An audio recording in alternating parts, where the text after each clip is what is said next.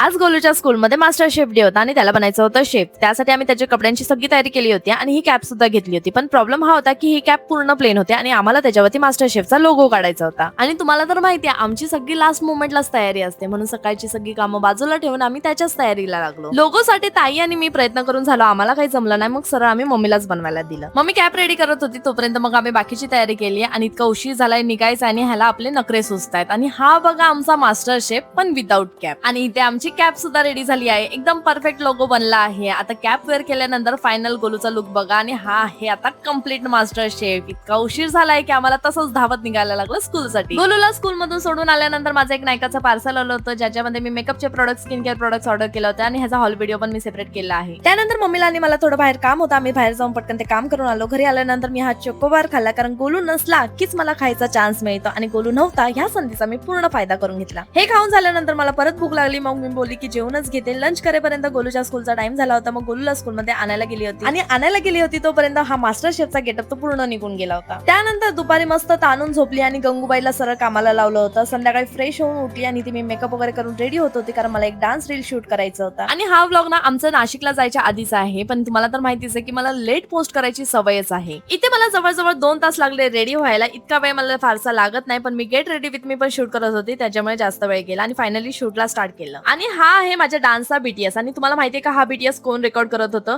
दुसरं कोणी नाही, गोलूच रेकॉर्ड करत होता आणि आम्हाला माहिती पण नव्हतं. डान्स करायचा होता म्हणून मी जेवली नव्हती, कारण मग नंतर पोटात दुखलं असतं. मस्त खिचडी भात होता, त्याच्यासोबत चिप्स घेतले. 12:15 वाजले होते आम्हाला डिनर करायला. मी जेवली नव्हती म्हणून माझ्यासाठी ताई पण थांबली होती आणि बाकी सगळे जेवून झाले होते. बॅक टू बॅक आमचे शूट चालूच असतात आणि प्रत्येक दिवस आमचा शूट मध्येच जातो, म्हणून लग्नानंतर होईलच फ्रेंडचे बरेच एपिसोड्स आमचे पेंडिंग होते बघायचे, म्हणून टीव्हीवर लावलं होतं आणि जेवता जेवता मग 2-3 एपिसोड्स बघून पण घेतले. आम्ही ही सिरियल सगळेजण एकत्र बसूनच बघतो आणि आम्ही जेवढ्या आवडीने बघतो ना तेवढ्याच आवडीने गोलू पण बघतो. त्याला ही सिरियल खूप जास्त आवडते, म्हणून सगळं बाजूला ठेवून एकदम मन लावून ही सिरियल बघत असतो. आणि ते बघून झाल्यानंतर त्याची इथे त्याच्या मम्मा सोबत मस्ती चालू झाली होती. रात्री 1-2 वाजता त्याच्या अंगात इतकी एनर्जी येते. आपण नेक्स्ट ब्लॉग मध्ये भेटू.